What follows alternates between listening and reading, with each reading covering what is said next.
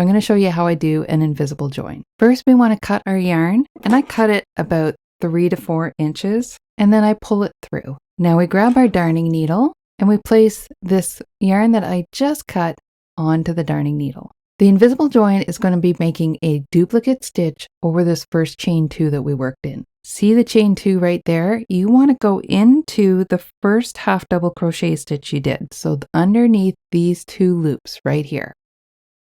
You want to go under those and pull it through gently. And then you want to come back and go down into the stitch we just came out of and pull that through gently. Now you'll see that it creates a stitch just like the rest of them. And it's right over top of that chain 2. So you didn't increase any stitches. You just duplicated a stitch over top of what was already there, and there's no lump. So the way that I fasten this in is I went down into this stitch. So I come back up in the stitch in front of it through the middle, and then I go back down through the one I just made. That gives me a little loop that just disappears into the stitch.